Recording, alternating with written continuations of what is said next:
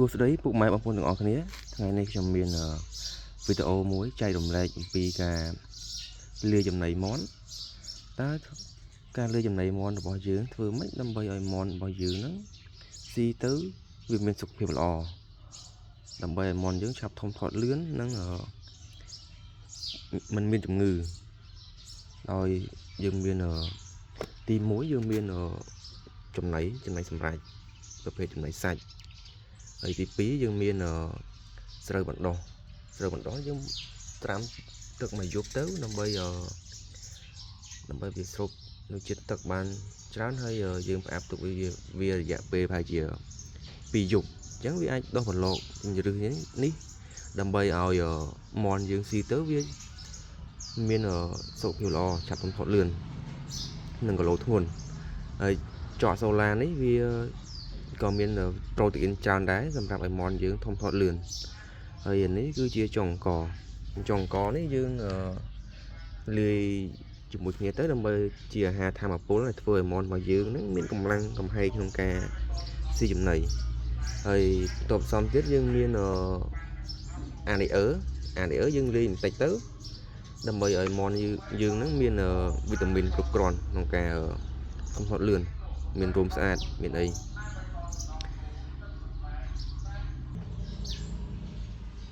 ហើយបន្ទាប់មកយើងចាប់ដើមច្បល់វាឲ្យវាផ្សំចូលគ្នាលាយជាលបាយមួយស្មើសាច់ទៅដើម្បីឲ្យវាលាយទៅបានល្អ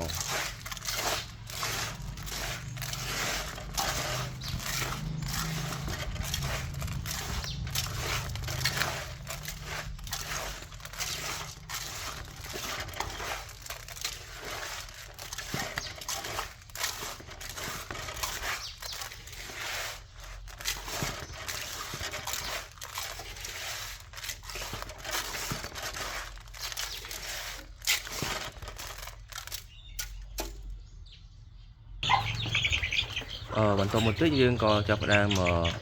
ដាក់ចំណីឲ្យវាស៊ីតាមត្រង់នីមួយនេះគឺជាមាន់របស់ខ្ញុំដែលខ្ញុំបានលាយឲ្យវាស៊ីរយៈពេលអាយុ40ថ្ងៃឡើងយើងចាប់ផ្ដើមលាយចំណីផ្សំឲ្យវាស៊ី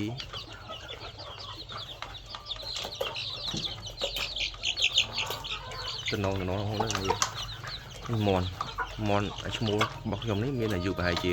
4ខែដែលខ្ញុំថ្លឹងមើលវាបាន2គីឡូ7ធំលឿនមែនតើ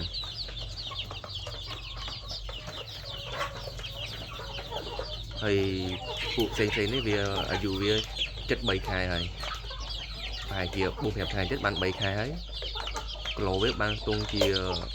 បើមេបាន1គីឡូ4ខាំបើសិនជាឈ្មោះវិញអាចបានទុក1គីឡូកន្លះទៅ1គីឡូ7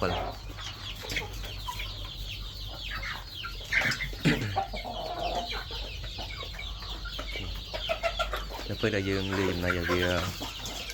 ត្រូវតាមរូបមន្តរបស់យើងទៅគឺឃើញថាមាន់ចាប់តាមស៊ីចំណី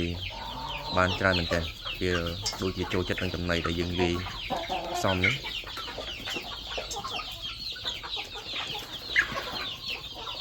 ឃើញថាថ្លៃមាន់ពេលដែលយើងចេះផ្សំចំណីឲ្យបានត្រឹមត្រូវទៅតាមក្បួនខ្នាតទៅវាគឺថាធំធាត់លឿនសុខភាពល្អហើយยังមានរោមដុះមកស្អាតចិត្តល្អនៅប្រហែលពេលកន្លះខែទៀតយើងអាចចាប់លក់បានហើយមាន់អស់នេះ